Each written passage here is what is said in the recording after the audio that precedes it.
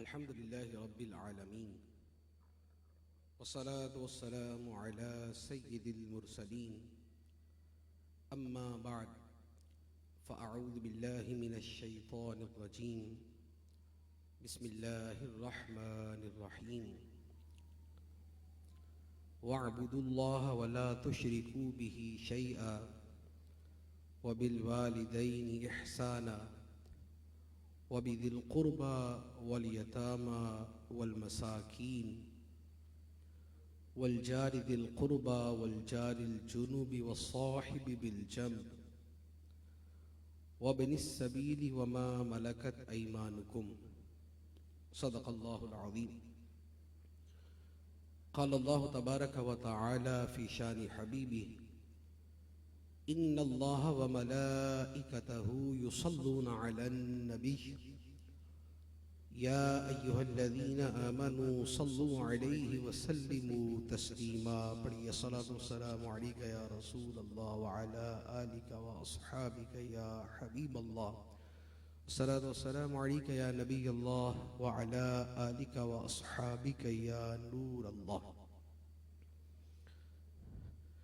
आज की ये तक़रीब सईद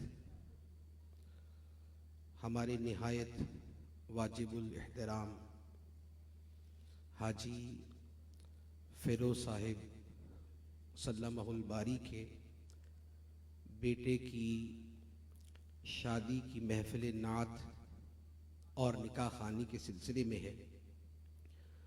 अल्लाह तबारक व तआला इस निकाह को बरकतों वाला रहमतों वाला बनाए और ये शादी ख़ानदानों के लिए मुसर्रतों, राहतों, आसानियों, महब्बतों का ज़रिया बनाए। कुरान मजीद की एक आयत मुबारका तिलावत की। अल्लाह तबारक व तआला ने इसमें दो तरह के अहकाम बयान फरमाए। एक फरमाया वअब्दुल्लाह वला तुश्रिकू बिही शैआ, और अल्लाह को माबूद मानो और उसके साथ किसी को शरीक मत करो। ये वो हुक्म है कि जिसका ताल्लुक अल्लाह के हक, अल्लाह के हुकूक के साथ है, जिसका ताल्लुक खालिक के साथ है कि उसी खालिक को, मालिक को अपना माबूद मानो। इसके बाद आयत मुबारका में जो अल्फाज मुबारका हैं, उन तमाम अल्फाज में अल्लाह ताला ने उन हुकूक का बयान किया जिनका ताल्लुक बंदों के साथ है, मखलूक के साथ है। फरमाया वालिदैन के साथ अच्छा सलूक करो और रिश्तेदारों के साथ और यतीम के साथ और मिस्कीन के साथ और अपने दूर के करीब के पड़ोसी के साथ और अपने पहलू के साथी के साथ और मुसाफिर के साथ और अपने गुलामों, बांदियों, नौकरों के साथ अच्छा सलूक करो। तो आयत मुबारका दो हिस्सों में तकसीम है। पहले में हुकूकुल्लाह का बयान है और दूसरे में हुकूकुल इबाद का बयान है।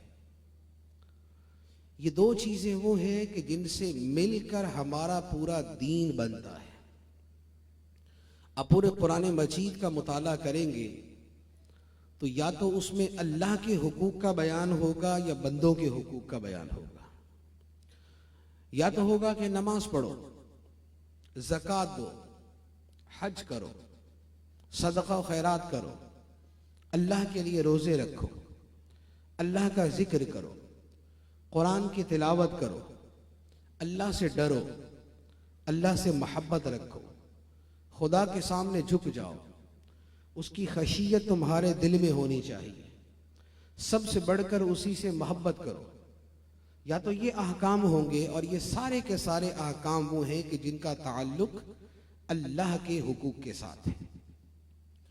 और या कुरान मजीद में दीगर अहकाम होंगे कि जिसमें फरमाया जाएगा कि माँ बाप के साथ इस तरह का रवैया इख्तियार करो, रिश्तेदारों के साथ यूं हुस्ने सुलूक करो, गरीबों, यतीमों, मोहताजों, फ़कीरों, बेवाओं के साथ इस अंदाज में पेश आओ और उनकी मदद करो।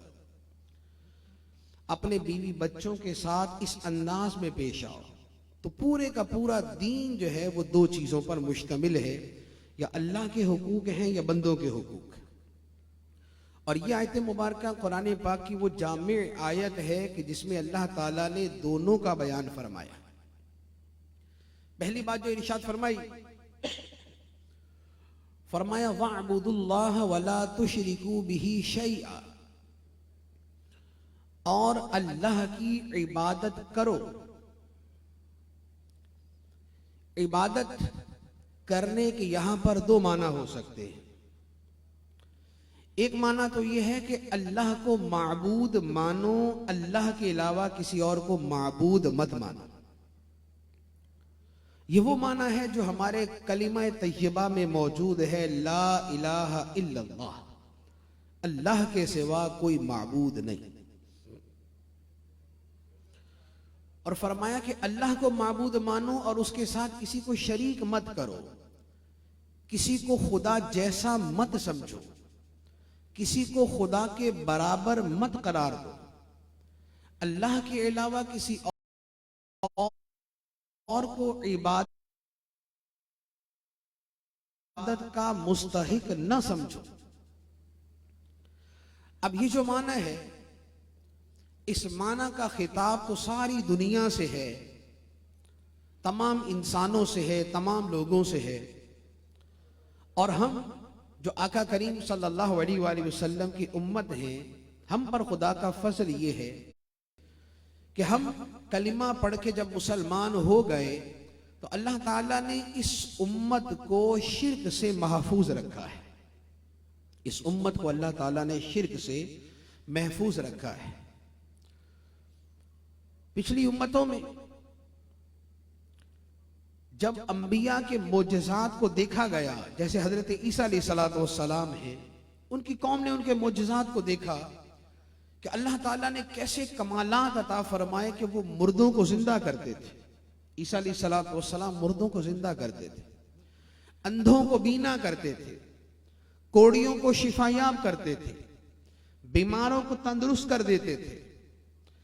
एक मिट्टी से परिंदे की मूरत बना के फूंक मारते तो हकीकी परिंदा बन जाता था। लोगों के घरों में क्या रखा है, क्या वो खाते हैं, वह आप उनको बता दिया करते थे।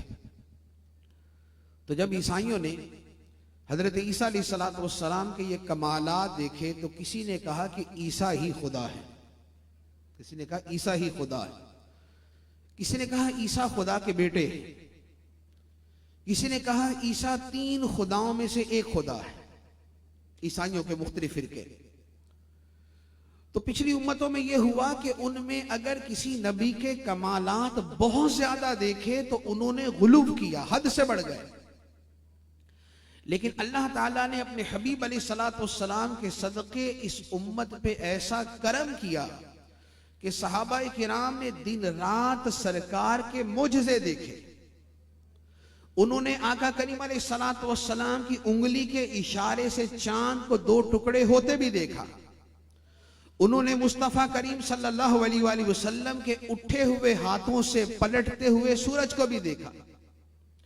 उन्होंने नबी करीम अलैहिस्सलाम के इशारे पे बारिश बरसते और रुकते भी देखी। उन्होंने लुआबे दहन की बरकत से आंखों को दुरुस्त होते भी देखा। उन्होंने उसी दस्ते मुबारक से टूटी हुई पिंडलियों को जुड़ते भी देखा। उन्होंने उसी दस्ते मुबारक से जारी होने वाले पानी के चश्मे भी देखे।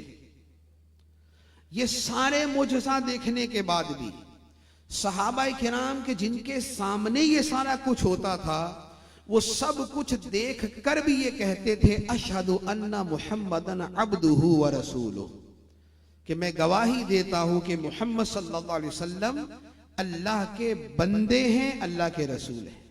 अल्लाह नहीं, अल्लाह के बंदे। तो नबी पाक सल्लल्लाहु ताला अलैहि वसल्लम की अबदियत मुसलमानों के दिलों में इस तरह रासिख कर दी गई, इस तरह जमा दी गई कि सब फजाइलो कमालात और तमाम मकामों मरातिब और तमाम दराजात को देखने के बाद, हत्ता कि वो मोजिज़ा कि जो नबी पाक अलैहिस्सलातु वस्सलाम के अलावा किसी को अता ना हुआ, कि रात के कुछ लम्हों में जमीन से आसमान पे गए, आसमान से अर्श पर गए, अर्श से मावरा गए और चंद लम्हों में ये सारी सैर करके वापस भी आ गए। ये सब कुछ होने के बावजूद नबी पाक सल्लल्लाहु ताला अलैहि वसल्लम के बारे में सहाबा का, मुसलमानों का अकीदा क्या रहा कि सुब्हानल्लज़ी असरा बिअब्दिही, पाक है वो जात जिसने सैर कराई अपने बंदे को, अपने बंदे को। तो नबी पाक सल्लल्लाहु ताला अलैहि वसल्लम की जो बंदगी है ये मुसलमानों के दिलों में इतनी रासिख है कि शिर्क वाला जो मामला है वो इस उम्मत से रफा हो गया, वो इससे दूर हो गया। इसलिए ये उम्मत शिर्क नहीं करेगी। और नबी पाक सल्लल्लाहु ताला अलैहि वसल्लम ने फरमाया, बुखारी शरीफ की हदीस है, फरमाया कि वल्लाहि मा अखाफु अलैकुम अन तुशरिकू बादी, कि ए मुसलमानों, अल्लाह की कसम, मुझे तुम पर यह डर नहीं कि तुम मेरे बाद शिर्क करोगे। फरमाया मुसलमानों, मुझे तुम पर यह डर नहीं कि तुम मेरे बाद शिर्क करोगे, हाँ यह है कि तुम दुनिया की मोहब्बत में पड़ जाओगे। तो सरकार ने जैसा फरमाया वैसे ही हुआ कि दुनिया की मोहब्बत में तो पड़ गए, दुनिया की मोहब्बत में बहुत कुछ किया, लेकिन उम्मत ने शिर्क नहीं किया। वो नबी पाक अलैहिस्सलातु वस्सलाम की अजमतों को मानकर भी कहते हैं खुदा के बंदे हैं। वो नबी पाक अलैहिस्सलातु वस्सलाम के इल्म माकाना व मा यकून को मानकर भी कहते हैं कि खुदा के बंदे हैं। वो नबी पाक अलैहिस्सलातु वस्सलाम की कुदरतों रिफ़ातों को देखकर समझकर भी कहते हैं खुदा के बंदे हैं। तो खुदा ने फरमाया वअबुदुल्लाह वला तुशरिकू बिही शैया, ए लोगों अल्लाह की इबादत करो और उसके साथ किसी को शरीक मत ठहराओ। दूसरा इबादत का माना कि जब खुदा को माबूद माना, जब अल्लाह को माबूद माना कि इबादत का मुस्तहिक सिर्फ अल्लाह है, अब माबूद मानना वो इंतहा होता है, वो इंतहा होता है कि जिससे आगे कोई इंतहा नहीं। आप किसी का कोई मर्तबा मान सकते हैं, किसी का उससे ऊपर मर्तबा मानेंगे, किसी का उससे ऊपर मर्तबा मानेंगे, माबूद से ऊपर मर्तबा कोई नहीं। वो इंतहा है, वो हतमी और हरफे आखिर है। जब माबूद खुदा को माना तो अब अपने जज्बात, अब अपनी मोहब्बतें, अब अपनी कैफियतें, अब अपने एहसासात की जो इंतहाएं हैं वो उसी माबूद के साथ वाबस्ता करना। वो मोहब्बत है, वो खौफ है, वो तवक्कुल है, वो सब्र है, वो शुक्र है, वो झुकना है, वो सजदा करना है। ये जितनी चीजें हैं इन तमाम को खुदा के साथ ऐसे मरबूत कर दो, ऐसे जोड़ दो और ऐसे निस्बत कर दो कि जैसे कुरान ने फरमाया वल्लदीना आमनू अशद्दु हुब्बन लिल्लाह, ईमान वाले सबसे बढ़कर अल्लाह से मोहब्बत करते हैं। माबूद माना तो सबसे बढ़कर मोहब्बत भी उसी के साथ, ऐसी मोहब्बत कि जिसके बाद अगर आग में भी डाला जाए तो आग में डाला जाना कबूल हो जाए, लेकिन रब की मोहब्बत को तर्क ना किया जाए। ऐसी मोहब्बत कि जिसकी वजह से बीवी और बच्चे को बयाबान और जंगल में छोड़ना पड़े तो बीवी बच्चे को बयाबान और जंगल में छोड़ दिया जाए, लेकिन रब के हुक्म की नाफरमानी ना की जाए। ऐसी मोहब्बत कि जिसकी वजह से बुढ़ापे में मिलने वाले बेटे के गले पे छुरी भी चलानी पड़े तो अपनी इस मोहब्बत को तो कुर्बान कर दिया जाए, लेकिन खुदा की मोहब्बत को तरजीह दी जाए। यह वल्लदीना आमनू अशद्दु हुब्बन लिल्लाह, ईमान वाले सबसे बढ़कर अल्लाह से मोहब्बत करते हैं। और यही मामला डर का है, यही मामला खौफ का है। रब फरमाता है फला तख्शौहुम वख्शौनी, तो उनसे ना डरो और मुझसे डरो। फरमाया व खाफूनी इन कुंतुम मुमिनीन, अगर तुम ईमान वाले हो तो तुम्हारे दिलों में सिर्फ मेरा खौफ होना चाहिए, मुझसे डरो अगर ईमान वाले हो। और जब दिल में रब का डर और अल्लाह की अजमत और खुदा पे भरोसा और उस पे तवक्कुल मजबूत हो जाता है तो उसका नतीजा कैसा नजर आता है और उसके समारात क्या होते हैं कि फिर तन्हा एक फर्द खड़े होके पूरी कौम को पुकारता है कि ए लोगों, जिन बुतों की तुम इबादत करते हो, मैं तन्हा ये कहता हूं कि ये सारे झूठे हैं। हजरत नूह अलैहिस्सलातु वस्सलाम को ले ले, कौम बुत परस्त थी, मुशरिक थी, बुतों को पूजने वाली, और हजरत नूह अलैहिस्सलातु वस्सलाम तने तन्हा उनके सामने खड़े। क्या एक शख्स को हजारों लाखों के सामने खड़े होते डर नहीं लगता? क्या एक आदमी को ये एहसास नहीं कि मैं तन्हा हूं और मैं इनके जज्बात के बरखिलाफ बात करूंगा, इनके अकीदे के बरखिलाफ बात करूंगा तो ये मुझे खा जाएंगे, ये मुझे कत्ल कर देंगे? लेकिन नूह अलैहिस्सलातु वस्सलाम उन सब के सामने खड़े होकर फरमाते हैं कि ए लोगों, मेरा माबूद वो है जो सारे जहानों का रब है और जिनकी तुम इबादत करते हो वो बातिल है, वो झूठे। हजरत इब्राहिम अलैहिस्सलातु वस्सलाम जब रब का खौफ और रब पर तवक्कुल और भरोसा दिल में रासिख था तो नतीजा क्या हुआ कि सामने नमरूद बादशाह था, जो बादशाह दुनिया के 4 बड़े बादशाहों में से एक, और वो बादशाह के दरबार में खड़े होके हजरत इब्राहिम अलैहिस्सलातु वस्सलाम उसके साथ मुनादरा कर रहे हैं। बादशाह कहता है कि मैं रब हूं। इब्राहिम अलैहिस्सलातु वस्सलाम फरमाते हैं कि मेरा रब तो वो है जो जिंदा करता है और मौत देता है। बादशाह ने एक बेगुनाह को बुलाया, उसको मार दिया, और एक गुनाहगार और कत्ल के मुस्तहिक को बुलाया, उसको आजाद कर दिया। कहने लगा देखो मैं भी करता हूं, मैं मौत भी देता हूं, मैं जिंदगी भी देता हूं। इब्राहिम अलैहिस्सलातु वस्सलाम ने फरमाया मेरा रब तो वो है जो सूरज को मशरिक से निकालता है, मगरिब में गुरूब करता है। अगर तू खुदाई का दावेदार है तो जरा सूरज को मगरिब से निकाल के दिखा। फबुहितल्लज़ी कफर, वो काफिर मबहूत हो गया, खामोश हो गया।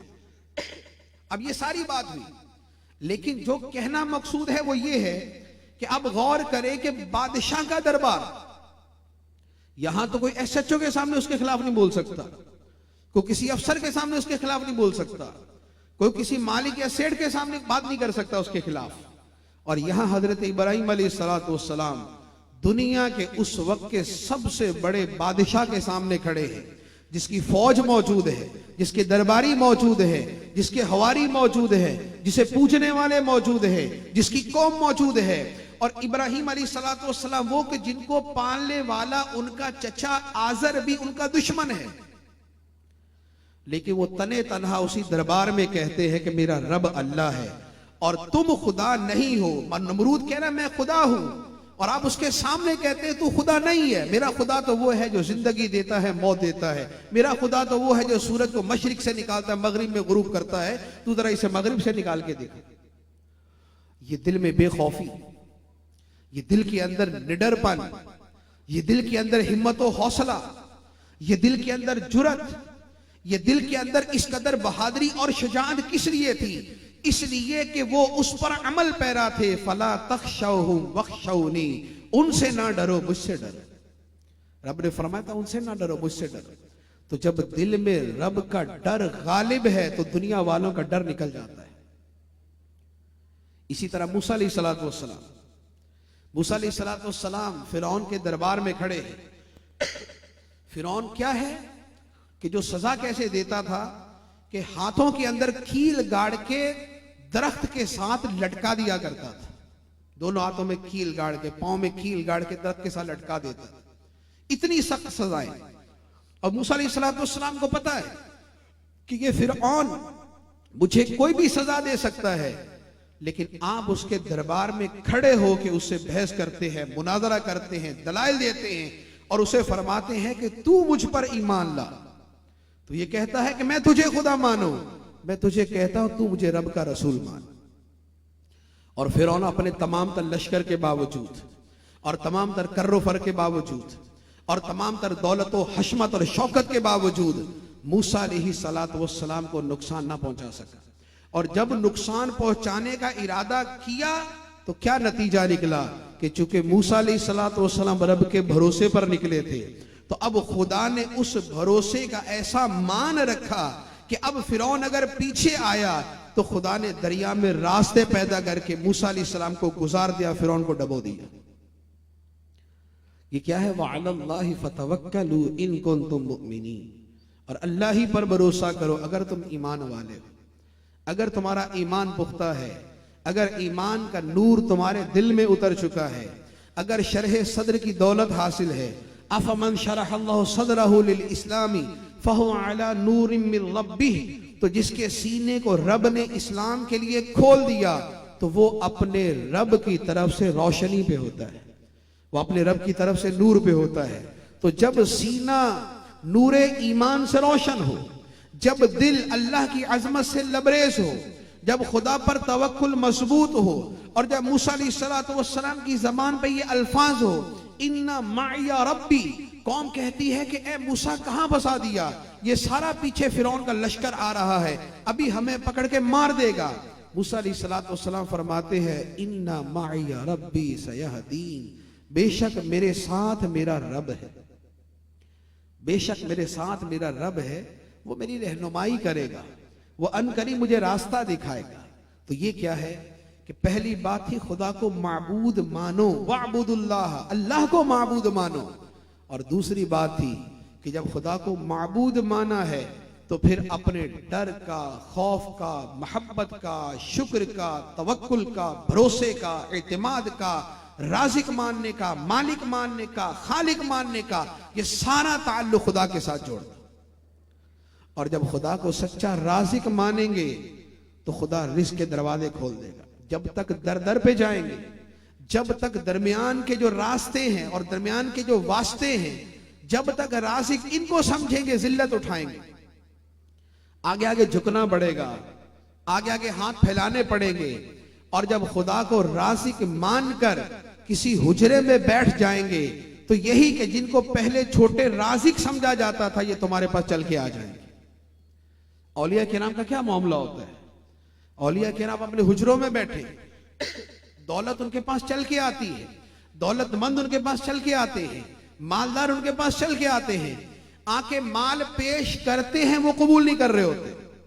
सरकार गौसे पाक रज़ी अल्लाह ताला अन्हु की बारगाह में वक्त का बादशाह आया और उसने अशरफियों की थैली आपकी बारगाह में पेश की, जिसमें सोने के सिक्के होते हैं, उसने पेश किए कि हुजूर नजराना है। सरकार गौसे पाक रज़ी अल्लाह ताला अन्हु ने उस अशरफी की थैली को पकड़ा और पकड़ के उसे दबाना शुरू किया। जब जोर से दबाया तो उसमें से खून निकलना शुरू हो गया। फरमाया कि ए बादशाह, लोगों का खून चूस कर तू मुझे देने आता है, लोगों पे जुल्म करके, उनके अमवाल गसब करके, उनके हुकूक तलफ करके, उनका माल खाकर तू जमा करके ये मेरे पास लेके आता है। खुदा की कसम, अगर तू बनु अब्बास में से ना होता, यानी रसूलुल्लाह के चचा की औलाद में से ना होता, तो मैं इसे दबाता रहता हत्ता कि ये खून तेरे महल के दरवाजे तक पहुंच जाता। ये बेखौफी, ये जुर्रत, ये हिम्मत क्यों थी? इसलिए कि खुदा पे तवक्कुल अपने आखिरी दर्जे पर था। सरकार गौसे पाक रज़ी अल्लाह ताला अन्हु के तवक्कुल ही का एक वाक़या अर्ज करता हूं। एक मरतबा आप बयान फरमा रहे थे अल्लाह ताला के फैसलों पे राजी रहने का, कि रब जो करे वो बेहतर करता है, और जब रब पर भरोसा दिल में हो तो किसी शय का डर नहीं रहता। अब ये बात फरमा रहे थे तो अचानक क्या हुआ कि छत से एक सांप गिरा। तो अब आपके पास जितने लोग बैठे हुए तो पीछे भाग गए, और सरकार गौसे पाक रज़ी अल्लाह ताला अन्हु आराम से बैठे रहे। वो सांप आपके कमीज में दाखिल हुआ, कमीज में दाखिल होकर आपके गिरेबान से बाहर निकला और ऐसे सामने होगा जैसे बातें कर रहा है, और उसके बाद चला गया, गायब हो गया। लोगों ने कहा हुजूर ये क्या, एक सांप आया, आप अपनी जगह से हिले भी नहीं। सरकार गौसे पाक ने फरमाया यही तो समझा रहा था कि अगर खुदा पे भरोसा हो तो कायनात की कोई शय नुकसान नहीं पहुंचा सकती। यही तो समझा रहा था। अगर अमली तौर पर मैं ही डर जाता तो जो समझा रहा था वो किधर जाता। तो यह है खुदा पे भरोसा। तो अल्लाह को माबूद मानो और फिर माबूद मान के जो मोहब्बत और खौफ और तवक्कुल और रिस्क की तलब है वो फिर अपने रब के साथ जोड़ो। फिर रब कहां से देता है? फरमाए वमन यत्तक़िल्लाह यजअल लहू मखरजा व यरज़ुक़हु मिन हैथु ला यहतसिब। फरमाया कि जो अल्लाह से डरे अल्लाह उसके लिए रास्ते बना देता है और उसे वहां से रिस्क अता फरमाता है जहां से उसका गुमान भी नहीं होता। जहां से उसका गुमान भी नहीं होता रब उसको वहां से रिस्क अता फरमाता है। तो यह है वाबुदुल्लाह, अल्लाह को मानो और उस मानने के साथ जो और 7 चीजें हैं वो उसके साथ वाबस्ता करो। अगर इसका माना है कि अल्लाह की इबादत करो, अल्लाह की इबादत करो, बंदगी करो, इबादत करो। कौन सी इबादत है? यही जो हमारे दीन की बुनियाद है, जो फरमाया बुनियल इस्लाम अला खम्स। इस्लाम की बुनियाद 5 चीजों पर रखी गई। एक नमाज पर, एक ज़कात की अदायगी पर, एक हज पे और एक रमजान के रोजों पे। इसी तरह इबादत करो। इबादत की एक आना सूरत है तिलावत कुरान। अल्लाह की इबादत करो। इबादत की आना सूरत है अल्लाह का जिक्र करना। इबादत करो। इबादत की आना सूरत है नबी पाक अलैहिस्सलातु वस्सलाम पे दुरूद पढ़ना।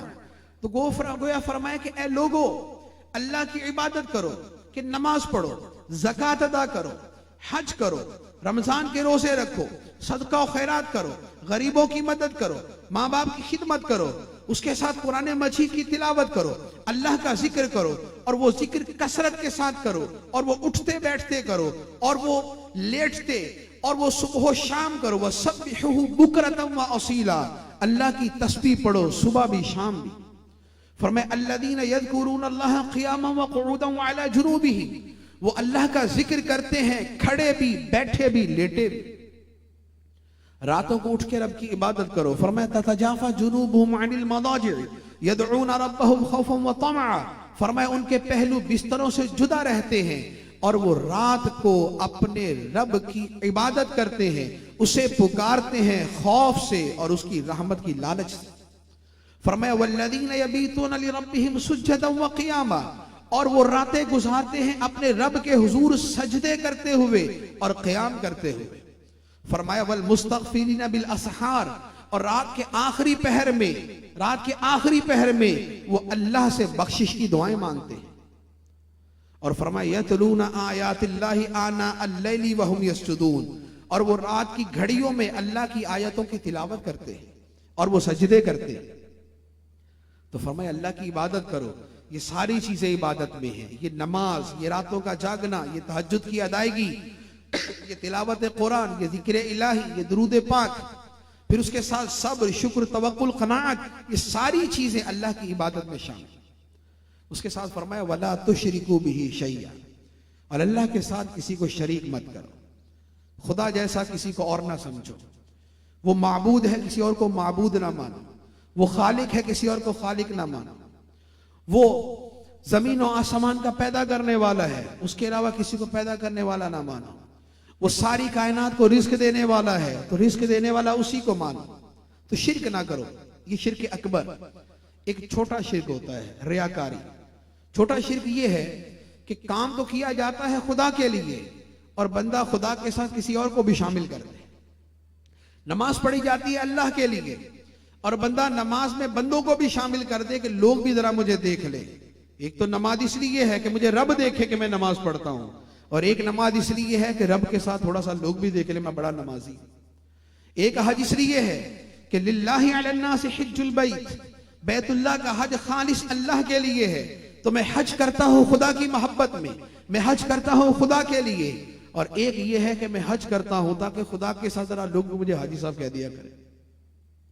एक ये है कि सदका और खैरात करता हूं, क्यों? अला हुब्बिही, अल्लाह की मोहब्बत में, कि अपना अजीज माल अल्लाह की मोहब्बत में कुर्बान कर दूं। और एक मैं खर्च करता हूं इसलिए ताकि जरा लोग मेरी उस एतबार से ताजीम भी करे, सखी भी कहे और मुझे बड़ा अता करने वाला भी करे, बड़ा मेहरबान भी कहे। तो फरमाया वला तुशरिकू बिही शैया, अल्लाह के साथ इबादत में किसी को शरीक मत करो। इबादत करो तो खुदा के लिए। बुजुर्गों का मामला ये था। हजरत इमाम इब्राहिम नखई रहमतुल्लाह अलैह बहुत अजीम मुज्तहिद फकीह और मुहद्दिस हैं। आपके बारे में आपके एक जो है वो आपके हम आसर लिखते हैं। फरमाते हैं कि ईशा के बाद इमाम इब्राहिम नखई रहमतुल्लाह अलैह अपने घर जाते और लोग जो है वो अपने अपने घरों को चले जाते। जब मस्जिद खाली हो जाती तो आप घर से दोबारा बड़े अच्छे से कपड़े पहन के मस्जिद में आके इबादत शुरू करते और फजर की अजान से पहले तक इबादत करते रहते। और जब मौजिन के आने का वक्त होता तो दोबारा घर चले जाते और 40 साल तक इस तरह नमाज पढ़ते रहे, रातों को जाके, किसी को पता नहीं चला कि सारी रात जाके इबादत करते। तो ये क्या है? ये है इखलास, कि अल्लाह के लिए इबादत ऐसे की जाए कि उसमें किसी को शरीक ना करे। तो ये आयत मुबारका का पहला हिस्सा था। दूसरा हिस्सा फरमाया वबिल वालिदैन इहसाना, और वालिदैन के साथ अच्छा सलूक करो। अब यहां पर एक पूरी फहरिस्त बयान फरमाई। फरमाया वालिदैन के साथ अच्छा सलूक करो, वबिदिल कुर्बा, रिश्तेदारों के साथ अच्छा सलूक करो, वल यतामा, यतीमों के साथ अच्छा सलूक करो, वल मसाकीन, और मिस्कीनों गरीबों के साथ अच्छा सलूक करो, वल जारी दिल कुर्बा, जो करीब के पड़ोसियों से अच्छा सलूक करो, वल जारिल जुनुब, जो दूर के पड़ोसी हैं उनके साथ भी अच्छा सलूक करो, वह साहिब बिल जम, और जो तुम्हारे पहलू में थोड़ी देर के लिए बैठे उसके साथ भी अच्छा सलूक करो, वबिन सबील, कोई मुसाफिर है, मोहताज है तो उसके साथ अच्छा सलूक करो, वमा मलकत ऐमानुकुम, और जो तुम्हारे गुलाम हैं, बांदियां हैं, नौकर चाकर हैं, उनके साथ भी अच्छा सलूक करो। अब देखिए पूरी फहरिस्त में क्या बयान किया गया, जो अपने हैं, जो बेगाने हैं, जो घर के हैं, जो बाहर के हैं, जो करीब के हैं, जो दूर के हैं, अल्लाह ताला ने सबको बयान करके फरमाया इनके साथ अच्छा सलूक करो। पहले नंबर पे वालिदैन, के मखलूक में जो रिश्तेदार और आम इंसान है उनमें सबसे जो मुकद्दम हक है वो वालिदैन का है। वालिदैन का वो हक है कि अल्लाह ताला अपने हक को और वालिदैन के हक को कई जगह पे इकट्ठा बयान फरमाता है। फरमाया अनिश्कुरली वाली वालिदैक, ए बंदे तू मेरा शुक्र अदा कर और अपने माँ बाप का शुक्र अदा कर। तो मेरा शुक्र अदा कर और अपने माँ बाप का शुक्र अदा कर। अब आप देखें रब का शुक्र, जो खालिक है, जो मालिक है, जो राजिक है, जो पैदा करने वाला, जो नेमतें देने वाला, जो पैदाइश से लेके मौत तक लम्हा लम्हा आन आन बंदे पर नेमतों की बारिशें करने वाला है। अब कहां उसका शुक्र अदा करना और कहां मां बाप का शुक्र अदा करना, लेकिन रब ने दोनों को इकट्ठे बयान किया। फरमाया अनिश्कुर ली, ए बंदे मेरा शुक्र अदा कर, वाली वालिदैक, और अपने मां बाप का शुक्र अदा कर। इससे आप समझ सकते हैं कि इन दोनों के हुकूक की अदायगी का आपस में कितना कुर्ब है। और फिर फरमाया कि रब की रिजा मां बाप की रिजा में है। मां बाप राजी हैं तो रब राजी है, मां बाप नाराज हैं तो फिर भले फराइद वाजिबात जितने भी अदा किए सारे के सारे मुस्तरद हो जाते। तो वालिदैन का हक जो है वो बड़ा मुकद्दम है। उसके बाद फरमाया वबिदिल कुर्बा, और रिश्तेदारों के साथ अच्छा सलूक करो। अब रिश्तेदारों, करीब के रिश्तेदारों में ये सब रिश्तेदार आ गए, उसमें बेटियां भी हैं, उसमें बहनें भी हैं, उसमें बेटे भी हैं, उसमें भाई भी हैं, उसमें खाला भी है, उसमें चचा भी है, उसमें जो है वो फूफी भी है, उसमें इनकी औलाद भी है। ये सब के सब इसमें आते हैं। इन सब के साथ अच्छे सलूक का हुक्म, और ये अच्छे सलूक का हुक्म यूं नहीं कि तेरे साथ अच्छा करे तो तू भी अच्छा कर, तेरे साथ बुरा करे तो तू भी छोड़ दे, नहीं। फरमाया सिल मन क़ताअका वआति मन हरमका वाफ़ु अम्मन ज़लमका। फरमाया कि जो तुझसे रिश्ता तोड़े तो उसे जोड़, जो तुझसे रिश्तेदारी तोड़े तो उसे जोड़, जो तुझे महरूम करे तो उसे अता कर, जो तुझ पे जुल्म करे तो उसे माफ कर दे। एक सहाबी ने अर्ज की या रसूलल्लाह मेरे रिश्तेदार हैं, मैं तो उनके साथ बड़ा अच्छा सलूक करता हूं लेकिन वो हमेशा बुराई करते हैं, तो क्या मैं अपना हुस्न सलूक जारी रखूं या छोड़ दूं? फरमाया नहीं, तू अपना हुस्न सलूक जारी रख, तो अपना हुस्न सलूक जारी रख। और फरमाया कि रिश्तेदारी तोड़ने वाले पर जन्नत हराम है। जिसका पुप्पी से रिश्ता टूटा हुआ, खाला से टूटा हुआ, बहनों से नाराज बैठा हुआ, भाइयों की आपस में लगी हुई है, वो ही आपस में मुलाकात नहीं करते, मिलते नहीं। अगर कोई शरई इजाजत और कोई शरई हुक्म नहीं है तो रिश्तेदारों से ताल्लुक तोड़ना हराम और गुनाह कबीरा। और इतना बड़ा गुनाह है कि शबे बरात जिसमें कितने लोगों की बख्शिश होती है, बनी कल्ब की बकरियों के बालों के बराबर लोगों की, हजारों लाखों बकरियों के करोड़ों अरबों बालों के बराबर लोगों की बख्शिश हो जाती है। लेकिन रब फरमाता है कि जिसने रिश्तेदारों से कता ताल्लुकी की हुई है, इसे साइड में कर दो, ये नहीं बख्शा जाए, ये नहीं बख्शा जाए। तो यह है रिश्तेदारों से उसने शुरू। उसके बाद है यतीम और मिस्कीनों के साथ। नबी पाक सल्लल्लाहु अलैहि वसल्लम ने फरमाया कि जो यतीम की किफालत करता है, जो यतीम के साथ हुस्न सलूक करता है, उसकी जिम्मेदारी उठाता है, फरमाया मैं और वो दोनों क़यामत के अंदर ऐसे होंगे जैसे ये दो उंगलियां, जैसे ये दो उंगलियां करीब करीब है, तो फरमाया मैं और वो दोनों जन्नत में ऐसे होंगे, कहा तईन फिल जन्नह। मिस्कीनों के बारे में फरमाया कि जो मिस्कीनों की देखभाल की कोशिश करता है, बेवाओं के लिए कोशिश करता है कि बेचारों को जरूरत है, इनकी जरूरतें पूरी करूं, फरमाया ये ऐसे है जैसे अल्लाह के रास्ते में जिहाद करने वाला मुजाहिद तो जान कुर्बान कर रहा है, माल कुर्बान कर रहा है। और यहां फरमाया कि जो मिस्कीनों और बेवाओं की जिंदगी की जरूरतें पूरी करने के लिए कोशिश करता है, फरमाया ऐसे ही है जैसे राह खुदा में जिहाद करने वाला, जैसे रातों को जाग के इबादत करने वाला, जैसे पूरी जिंदगी दिन में रोजा रखने वाला।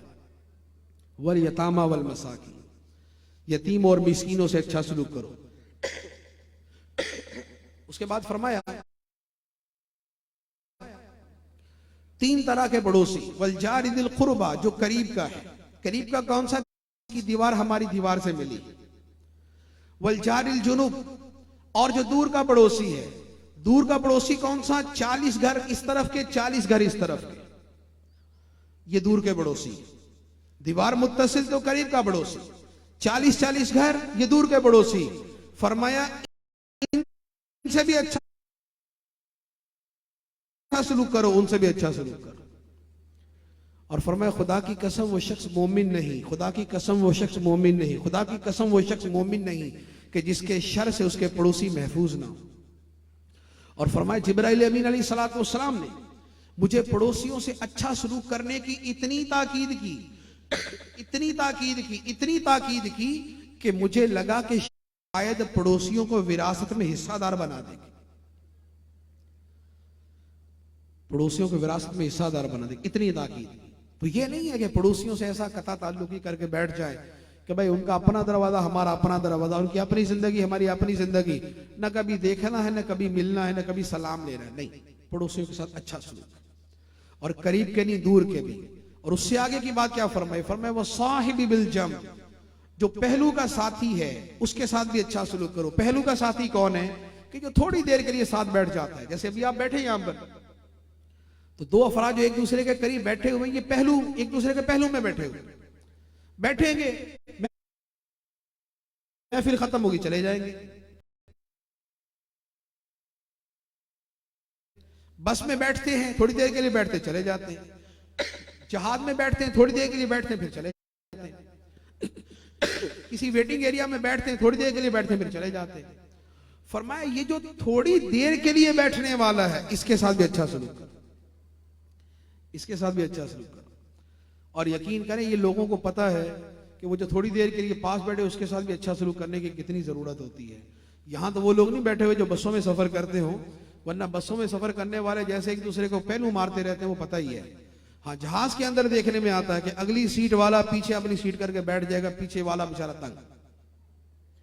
अगर इकोनॉमी में कोई सफर कर रहा है तो आगे वाले ने सीट पीछे की, पीछे वाले ने पढ़ना है, खाना है, कुछ भी करना, वो कुछ भी नहीं कर सकता। और इसके अलावा बहुत सारी सूरतें होती हैं। तो फरमाया जो थोड़ी देर के लिए भी तुम्हारे साथ बैठे उसके साथ अच्छा सलूक करो। और एक इस लफ्ज का माना यह बयान किया कि इससे मुराद है, पहलू के साथी से मुराद है बीवी। तो फरमाया बीवी से अच्छा सलूक करो। और बीवी से अच्छा सलूक करना शरीयत के आला दर्जे के वाजिबात में से। कुरान का हुक्म है वाशिरुहुन्ना बिल मारूफ, और बीवियों के साथ बहुत अच्छे तरीके से जिंदगी गुजारो। फरमाया वलहुन्ना मिस्लुल्लज़ी अलैहिन्ना बिल मारूफ, फरमाया जैसे शौहरों के बीवियों पर हक हैं, इसी तरह बीवियों के शौहरों पर हक है। ये कुरान की आयत है। वलहुन्ना मिस्लुल्लज़ी अलैहिन्ना बिल मारूफ, जैसे शौहरों के बीवियों पर हक है, इसी तरह बीवियों के शौहरों पर हक है। हाँ, शौहरों को एक दर्जा हासिल है कि घर का निजाम उसने चलाना है, लेकिन हुकूक दोनों के हैं और मिसल है, एक दूसरे की तरह है। ऐसा नहीं है कि सारे हुकूक शौहर के हैं और बीवी का कोई हक नहीं। जो रुसवा करना है, जो डांटना है, जो बुरा कहना है, जो लताड़ना झाड़ना है, जो दूसरों के सामने शर्मिंदा करना है, सारे हुकूक शौहर को। ये तो हक ही नहीं है। खैर, ये तो हक ही नहीं है, ना शौहर को ना बीवी को। लेकिन हमारे उर्फ के अंदर जो तरीका चलता है कि ये सारे के सारे जो है ये सारे शौहर के खाते में। तो अगर ये शौहर का हक है तो फिर बराबर का बीवी का भी, कभी कभार वो भी कर दिया करे। लेकिन अगर वो करे तो नतीजा क्या होगा वो आप समझते हैं। लेकिन हक किसी का भी नहीं।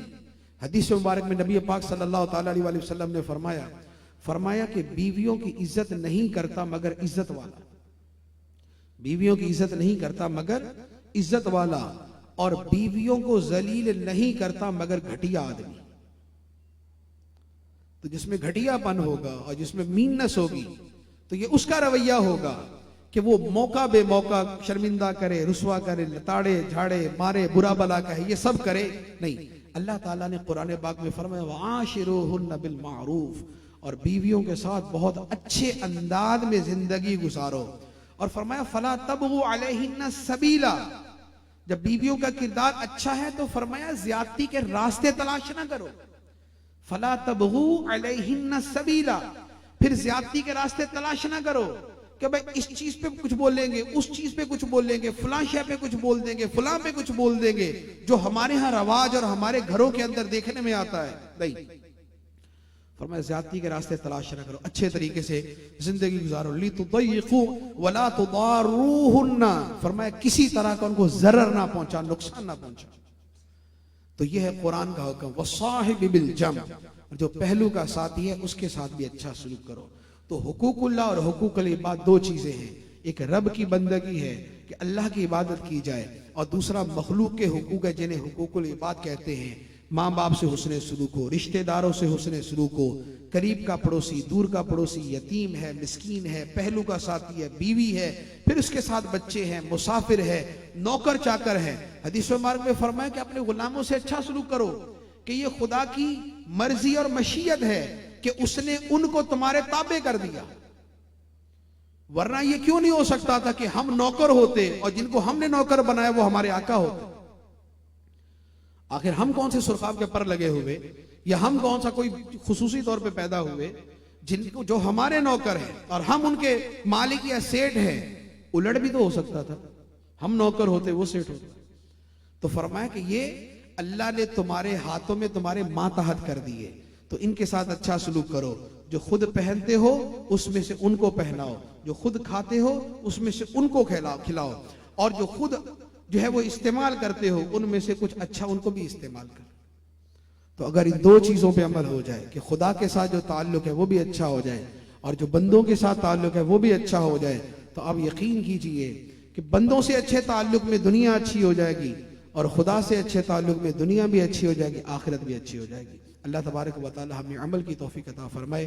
आमीन बिजाहिन नबील अमीन सल्लल्लाहु अलैहि वसल्लम।